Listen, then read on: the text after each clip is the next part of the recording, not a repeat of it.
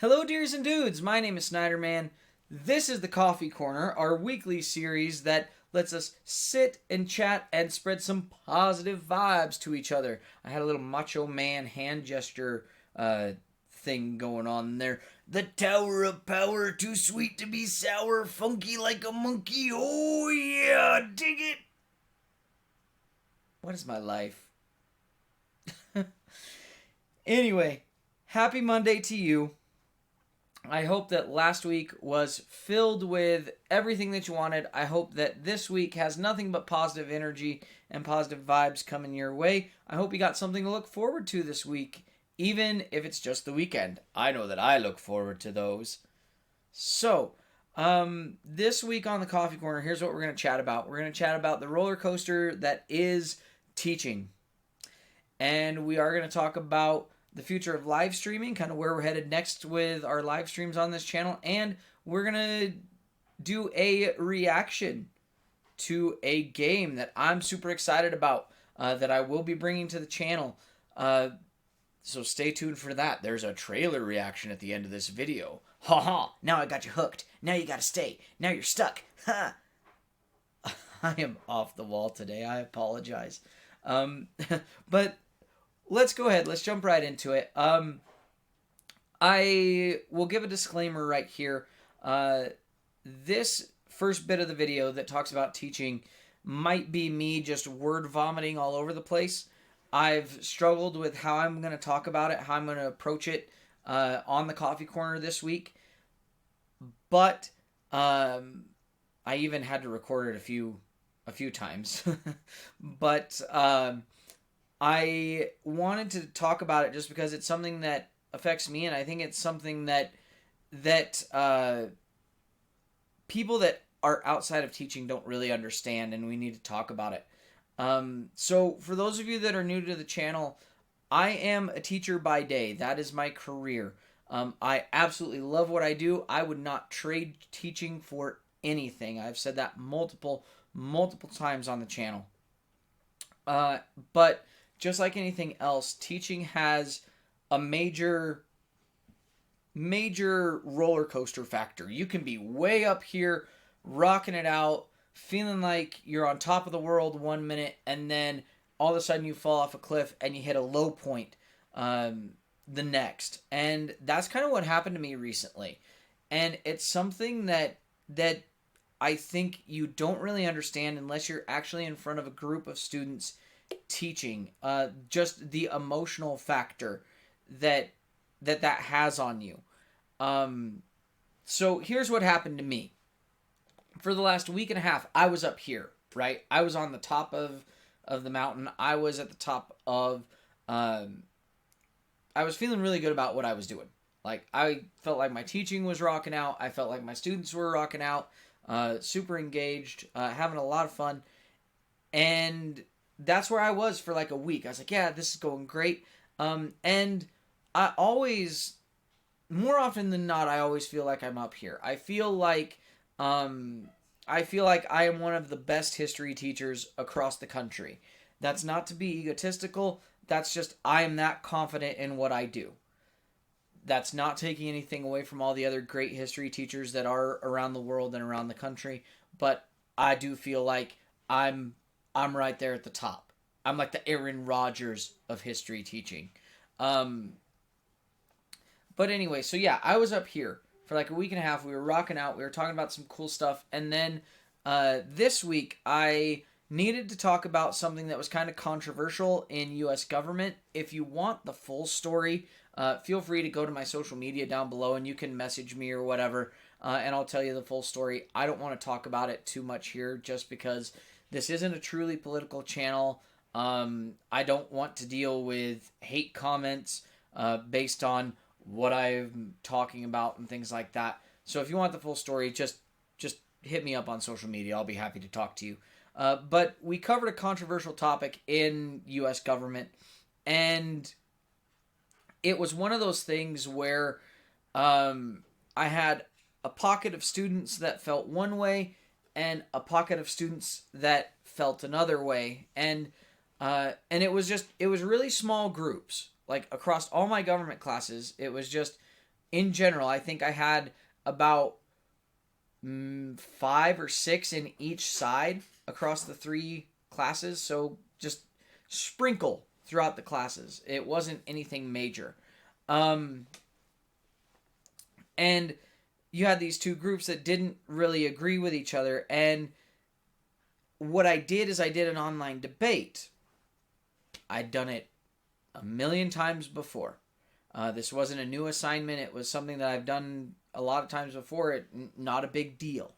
And basically one side, couple students made some comments that I read them and I didn't feel like they were intended maliciously. They weren't intended to sound the way that they sounded, because they did sound bad. But I don't think that was the intent. And in fact, knowing the students, I know that that wasn't the intention. But a couple of these other students didn't see it that way. And before I know it, like within an hour, it's posted on a private social media account that another student showed me, like, hey, is this for your class? Like just that kind of thing. And it made me fall off the cliff. I, for a few days, really the last half of the week, felt like a failure in terms of history teaching. I felt like I did something wrong. I don't think I did, but that's how I felt. And I mean, I addressed the situation with each student individually. I addressed the situation in all of my classes at the start of a class. At the end of the week, I was just like, here's what happened. Like, let's talk about it. Let's address it. And it, I don't know. It made me feel, again, I felt like a failure. I did. I was beating myself up all week. And I just hope that I am teaching these students correctly. I hope that I'm doing things the right way. If you happen to be one of my students or one of my former students, and want to give me a little bit of a pick me up, I mean, I wouldn't be opposed to that. I could use it right now, because it kind of shook my confidence a little bit. I've never been a teacher that shies away from controversial issues, because I feel like that does my students a disservice. I feel like it doesn't prepare them for the real world if I do choose to shy away from those issues. But at the same time, I don't want to be promoting anything that I don't stand for. I don't want to be misconstrued as teaching students the wrong things or the wrong ways of thinking. I've always been a big believer in, I'm not in the business of teaching my students what to think. I want them to know how to think. I want them to think for themselves, be able to look at every perspective of an issue and figure out where they stand themselves. That's what I want for those students. And this week, I don't know that I got there. I don't know that I felt that way. And again, if you're one of my students now, and want to give me a little boost, you can. Or if you want to talk to me at school tomorrow and kind of let me know, hey, no, it's all good. Like I could really use that right now, because I'm a little shook up a little bit. And I'm making this sound like it was a huge, massive deal, which in the end it really wasn't. Like I said, it was a small pocket of kids, probably less than 15 kids across the board is who this involved, and it didn't even get to my principal. Like I told my principal about it. I was like, hey, here's what's happening, but it didn't even get to my principal. It didn't. Wasn't addressed in that regard, so I'm probably making it a bigger deal than what it actually is, but it's that kind of thing that happens in teaching, where something like that happens, and it shakes you. You question whether or not you are making the right decisions, whether or not you're doing the right thing for these students. Because in the end, like, as a teacher, we're the ones that are preparing students for more outside of that classroom and of that school building. And it's like, I don't want to fail them. I want them to be successful. I want them to be able to think for themselves, and I want them to go out into the world knowing that it's okay to have your own opinions, and it's okay to talk about controversial topics, but be able to talk about those in a respectful way that isn't going to get everybody fired up. And that's kind of what I feel like I failed at this week. But we'll just have to see. This week's a new week. We had our test. We're moving on to new units. We're all good. We're ready to rock and roll on some new stuff. So we'll see. We'll see what happens. I'm looking forward to what this new week brings, and just kind of moving forward with them. And yeah, so there's that. Hopefully it wasn't too word vomity. If it was, I apologize. But yeah, there's that. So let's move on to the channel, shall we? We ended our Wolf Among Us live stream series. I'll put a link for that up here somewhere. If you missed our live stream series of the Wolf Among Us, go check it out. It was a fun time. It's by far one of my favorite series on the channel, and that's saying a lot. I've said this before, that's saying a lot, because I love Crash Bandicoot. I've played a bunch of Crash on this channel. The Wolf Among Us is probably my favorite series, and it's because I've been able to talk live with all of you, and that's been so fun. The results of our poll came out. They were announced yesterday during the live stream at the very end. We're going to be live streaming The Walking Dead. We're going to go into the Telltale series of The Walking Dead and start live streaming that on this channel. And that's going to start in not next weekend, but the weekend after. So I believe that's February... let me check. The weekend of February 20th and 21st is when that's going to happen. I might be doing a special live stream that Friday because I don't have school, so I might be able to do 3 days in a row of live streaming and really kick off The Walking Dead with a bang that way. So we'll just have to see what happens there. So yeah, that's kind of the future. We have that coming up. I'm super excited for that. I've played through a couple of the Walking Dead games before, and it's been super, super fun. But the big thing that I'm looking forward to, besides being able to live stream and chat with all you guys about The Walking Dead, is Mass Effect. I'm going to react to the trailer right now, and then we'll talk about some Mass Effect a little bit more. So, here we go. Okay, so this trailer dropped a few days ago. Oh, the Normandy.